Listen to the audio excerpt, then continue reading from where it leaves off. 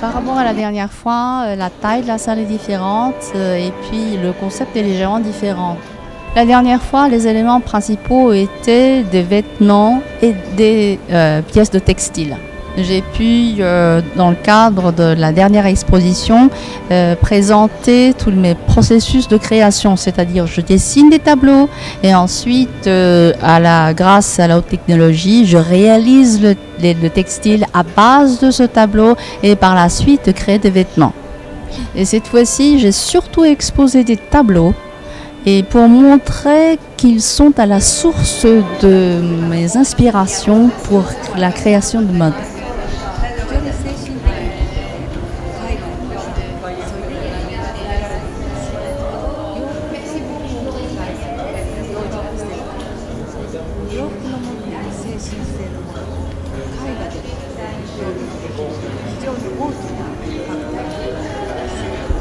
La spiritualité est le mot-clé dans ma création et le fait de pouvoir démontrer que la même spiritualité existe aussi bien dans mes vêtements et mes tableaux.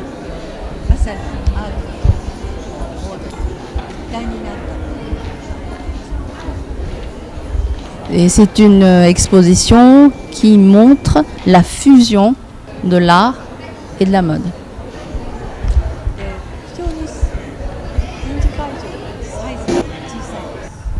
La salle de l'exposition, cette fois-ci, est beaucoup plus petite. Et le concept a été bien ciblé. Et je suis contente du résultat de cette exposition bien dense, bien concentrée. Non pas par la taille de mes créations, mais plutôt par la densité que j'ai pu montrer et également surtout à travers mes vêtements de la collection haute couture puisque c'est la saison de haute couture à Paris.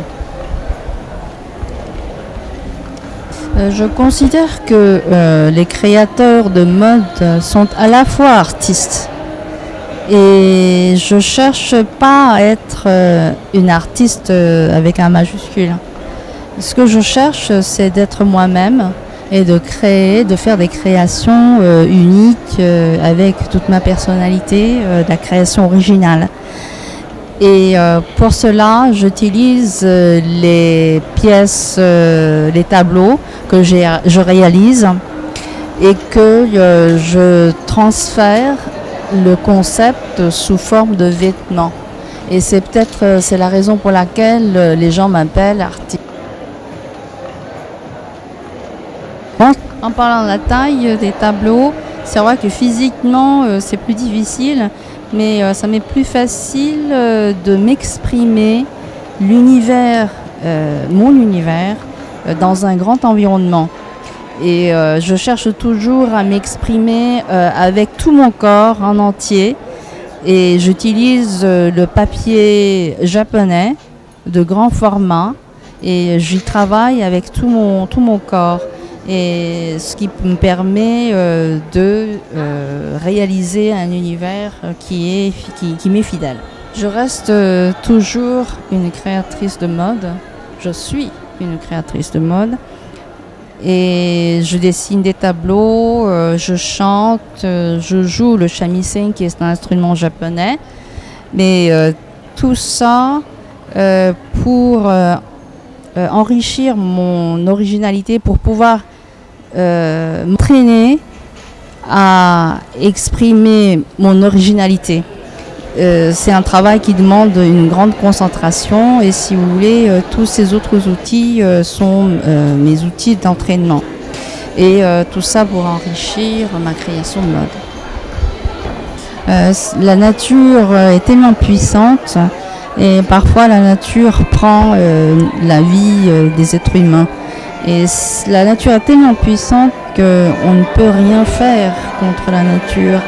Mais en même temps, de faire face à cette puissance et d'avoir la force de faire face à cette puissance, il faut être créatif. C'est-à-dire la créativité est la seule force pour les hommes de lutter contre cette nature.